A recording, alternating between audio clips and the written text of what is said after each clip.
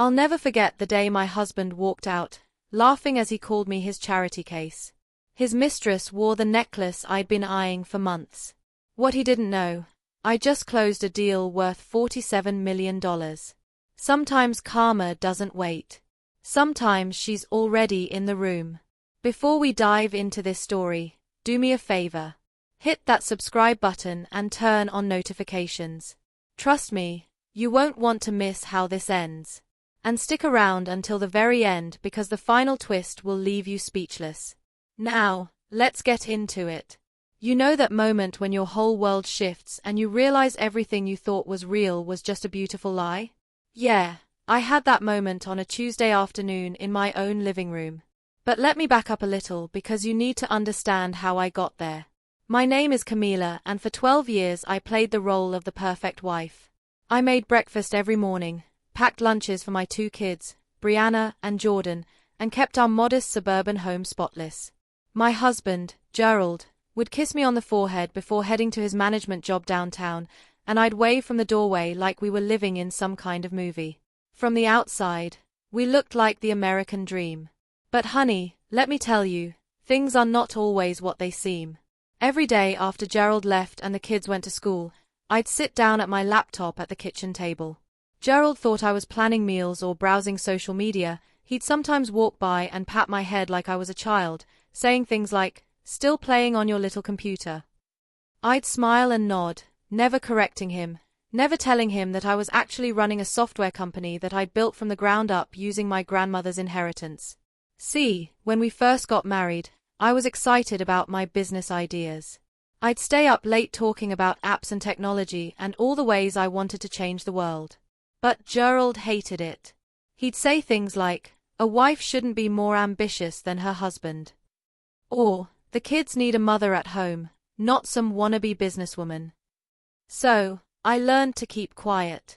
I found a business partner I trusted, put everything in his name, and worked in silence. Gerald never knew that the modest life we were living was modest by my choice, not necessity. I could have bought us a mansion, but I didn't want the questions. I didn't want the fights. The cracks started showing about 8 months before everything fell apart. Gerald started coming home later and later. The man who used to talk my ear off about his day suddenly had nothing to say. He'd shower as soon as he got home every single night.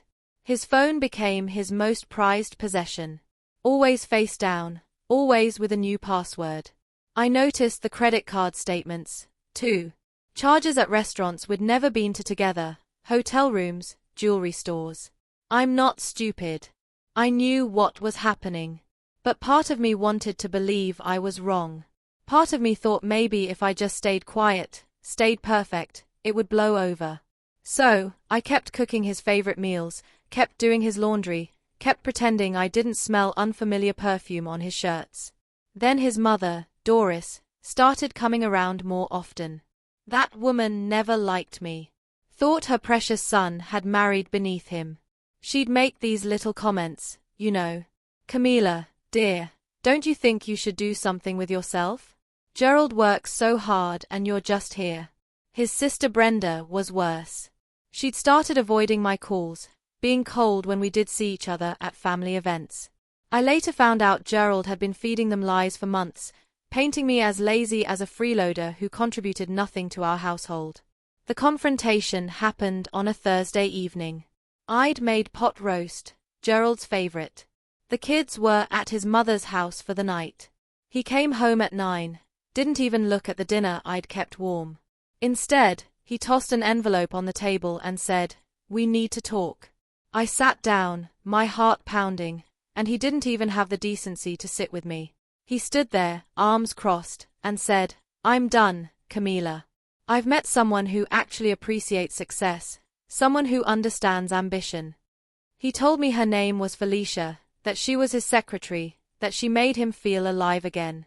Then he laughed. Actually laughed and said, "You're just so comfortable, you know, comfortable and boring. Felicia, she's exciting. She's going places." The divorce papers were already drawn up. He wanted the house. He wanted primary custody of Brianna and Jordan. And he wanted alimony. Can you believe that? This man who'd been cheating on me, who'd been draining our joint savings to buy his mistress gifts, wanted me to pay him. He called me a burden he'd carried for too long. Said he was tired of being the only one bringing money into the household. I just sat there numb. I didn't cry. I didn't yell. I just looked at him and said, "Okay." He seemed almost disappointed that I didn't fight back. He grabbed a bag he'd already packed and walked out just like that. 12 years, 2 kids, and he walked out like he was leaving a bad restaurant. The next few weeks were hell. Gerald moved Felicia into this fancy apartment downtown. He started posting on social media, something he never did when we were together. Pictures of them at expensive restaurants on weekend trips holding champagne glasses. My phone blew up with messages from mutual friends, all saying they were shocked, all asking if I was okay. But within days, those same friends stopped calling. Gerald had gotten to them first with his version of events. Then came the dinner party. Gerald's friend hosted it, but everyone knew it was really about Gerald showing off his new life. I wasn't invited, but oh, I heard all about it. I saw the pictures, and there in every single photo was Felicia wearing this stunning diamond necklace. My heart dropped when I saw it because I recognized it immediately. 6 months earlier, Gerald and I had been walking past a jewelry store, and I'd stopped to admire that exact necklace in the window. I didn't even ask for it. I just said it was beautiful. Gerald had pulled me away and said, "We can't afford things like that, Camila. Maybe if you contributed financially, we could." Now his mistress was wearing it. He'd bought it with money from our joint savings. Money that I had quietly been replenishing from my business earnings without him knowing. 2 weeks after the dinner party, Doris showed up at my door. She didn't ask to come in, just stood on my porch and said I needed to sign away my rights to everything. "You never deserved my son anyway," she said. "You trapped him with those kids and now you're trying to take everything he's worked for."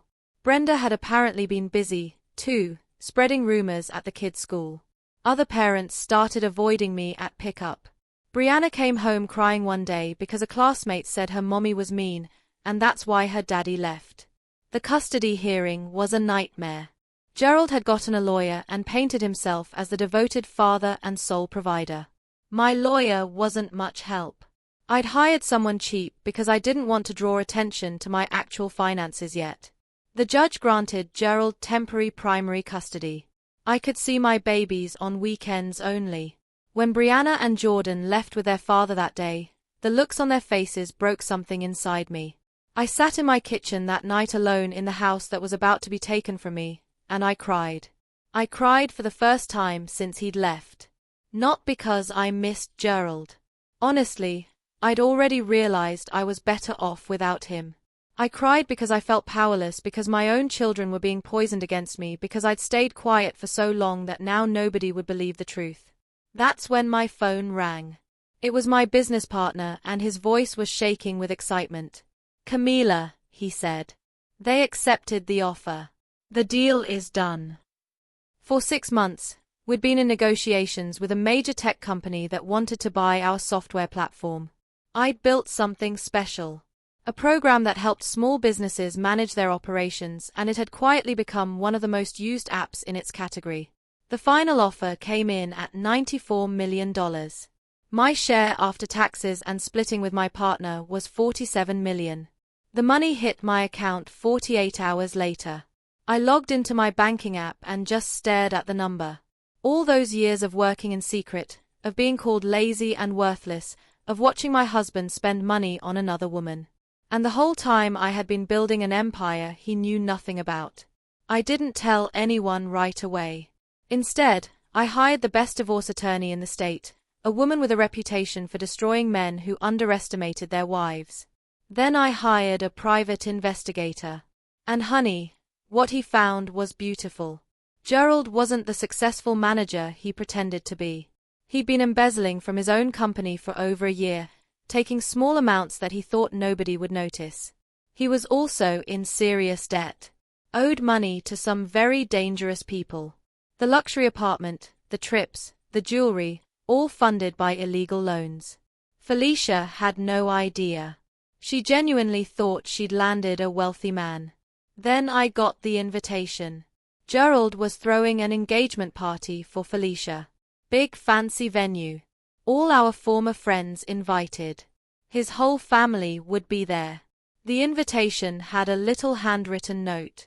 Thought you want to see what you're missing out on? He wanted to humiliate me one last time. IRSVPD.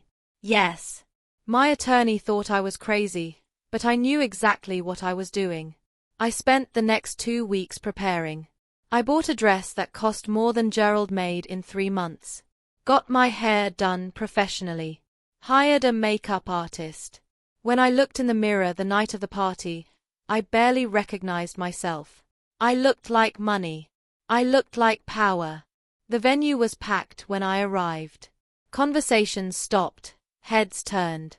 I could see Doris's mouth literally fall open. Brenda grabbed her mother's arm, whispering frantically. Gerald spotted me from across the room, and his face went red. He stormed over and hissed, "What are you doing here?" I smiled sweetly. "You invited me, remember? I wouldn't miss this for the world." Felicia appeared at his side, her arm linked through his, that diamond necklace sparkling at her throat. She looked nervous, probably wondering why Gerald's ex-wife looked like she'd just stepped off a red carpet. I introduced myself politely, complimented her dress, and watched her relax slightly. She had no idea what was coming. Gerald clinked his glass to make a speech. He went on and on about new beginnings, about finding real love, about success and ambition. He made these subtle digs about his past mistakes, and how he'd learned what he really deserved in a partner. People laughed at his jokes. Doris was beaming. Brenda filmed everything on her phone. When he finished, I stood up. Gerald's smile faltered. I asked if I could say a few words, and before he could refuse, I was already speaking. "I just want to thank Gerald," I said. My voice calm and clear. "For 12 years, you taught me so much. You taught me to be quiet, to hide who I really was, to make myself smaller so you could feel bigger." The room got very quiet, but most importantly, you taught me that my worth isn't determined by someone else's inability to see it. I turned to address the whole room. Some of you know me as Gerald's housewife. The woman who stayed home, who didn't contribute, what was it you called me, Gerald? Comfortable and boring. I smiled. What you don't know is that for the past 8 years, I've been the CEO of a tech company, and 2 weeks ago, I sold that company for $94 million. My share is $47 million. The gasps were audible. Doris actually grabbed a chair to steady herself. Brenda's phone clattered to the floor. Gerald's face went from red to white. "So, thank you, Gerald. Thank you for leaving me because now I'm free to build the life I actually deserve." That's when my attorney walked in. She didn't say a word, just handed Gerald an envelope. New divorce papers. I was claiming my assets, all of them. Not asking for anything of his, but making damn sure he got nothing of mine. Then she handed him a second envelope. Noticed that his company had been alerted to financial irregularities. The private investigator's report was attached. Gerald's hands were shaking as he opened it. He looked up at me, and for the first time in our entire marriage, I saw fear in his eyes. Felicia was reading over his shoulder. I watched her face change as she realized the truth. The man she thought was wealthy was actually broke and a criminal. She pulled off her engagement ring and set it on the table. "We're done," she said simply and walked out.